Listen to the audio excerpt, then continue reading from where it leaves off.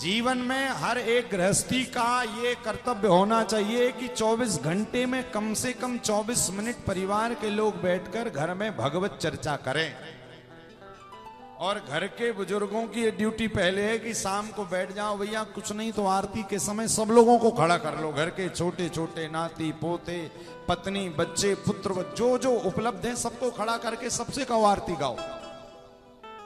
और हो सके तो घर में कम से कम 11 चौपाइयां मानस जी की पढ़ाओ। देखिए पहले घरों में जब आरतियां होती थी ना शाम को, तो घर के छोटे बड़े सारे बच्चे आकर खड़े होकर, आज भी जो पुराने बच्चे थे आज जो बड़े हो गए जवान हो गए, उनको आरतियां आज भी कंठस्थ हैं, राम नाम स्तुति कंठस्थ है। क्यों? क्योंकि उनके माता पिता ने उनको बचपन में ही भगवान के सामने खड़े करवा करवा करके याद दिला दिया। और आज के बच्चे से यदि हनुमान चालीसा का दोहा भी पूछ लिया जाए, गीता का श्लोक पूछ लिया जाए, बोले नहीं पता। याद रखिएगा, जब तक धर्म शास्त्रों की बातें याद नहीं होंगी तब तक वो धर्म पर चल कैसे पाएंगे? क्या?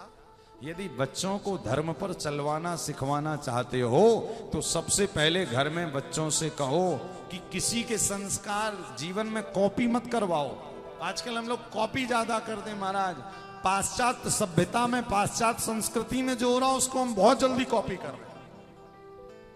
क्या? सबसे गलत बात है।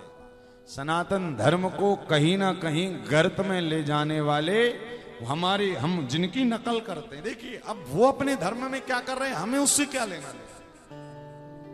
यदि आप सनातन धर्म में पैदा हुए हो, हिंदू धर्म में पैदा हुए हो, तो आपके धर्म में जो सिखाया जा रहा है आपको वही ही करना पड़ेगा।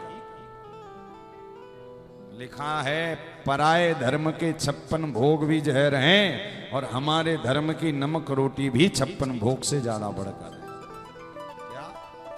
इसी कारण भैया बिल्कुल भी नहीं, घर के बच्चे घर की बेटियां, यदि देखिए हम काशी की भूमि पर हम आज घूमने निकले, इसके पहले भी कई जगह जाते हैं, तो आज हमारे घर में बच्चियों का जो अभी देखिए इस पर विवाद भी बहुत चल रहा सोशल मीडिया पर, किंतु वो जरूरी है।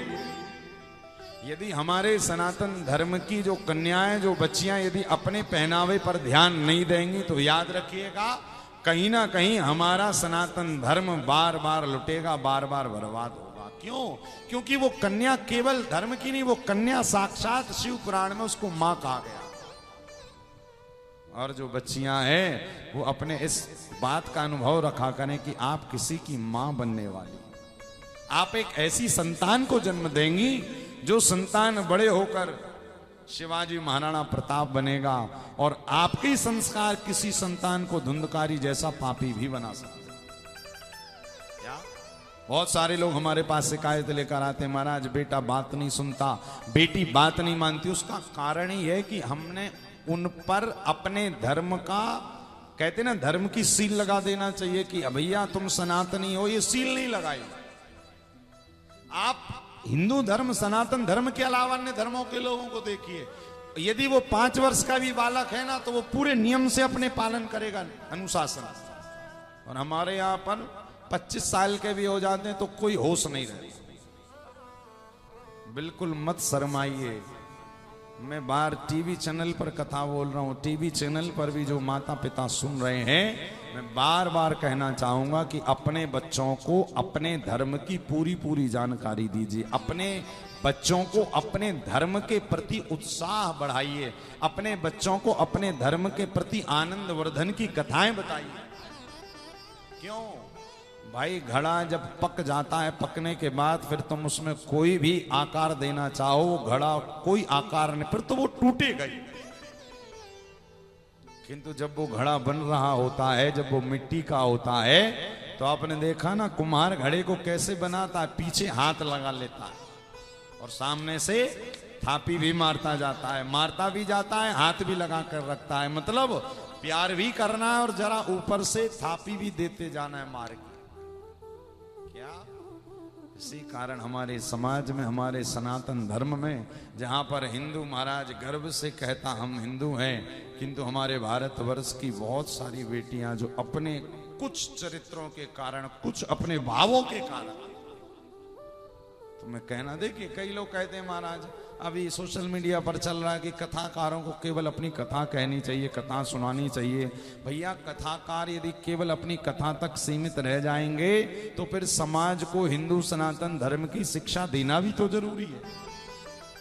भाई आप लोग संतों के गुरुजनों के चरणों में आकर क्यों कथा सुनते हैं? ताकि आपको भगवान की पूजा के साथ साथ बाकी घर में परिवार में रहना कैसे वो भी पता लगे। बहुत जरूरी है। भले कोई इसका देखिए विरोध भी कौन लोग करते पता है आपको? जो व्यक्ति पाप को पोषित करना चाहता वही इसका विरोध भी करता है। जिसके अंदर पाप है ना वो अपने आप वहां जाकर खड़ा हो जाता है, और जो धर्म से जुड़ा है वो कहीं डरता नहीं है। तो ये संकल्प है, ये जीवन में संकल्प लीजिए, पूजन करो, पाठ करो, धर्म से जुड़ो, अपने बच्चों को भी जोड़ो। ये नियम बना लो। कुछ नहीं तो घर में अपने बेटों को बेटियों को कुछ मत करवाओ तो केवल मानस जी की 5 चौपाइयां 11 चौपाइयां कहना, बेटा शाम को 6-7 बजे तो 11 चौपाई आदत बना दो उसकी। मैं व्यासपीठ से कहता हूं 108 पाठ जहां मानस जी के उसने कर लिए, समझ जाइए फिर जीवन भर की गारंटी मानस जी उसकी ले लेंगे कि वो कभी जीवन में बच्चा बिगड़ेगा नहीं, कभी भी उसका पैर गर्त में नहीं जाने वाला। क्या? और सबसे पहले तो भैया हमारा हिंदू धर्म, हमारा सनातन धर्म इतना उच्च शिखरों वाला है कि इसको किसी धर्म की कॉपी करने की जरूरत ही नहीं।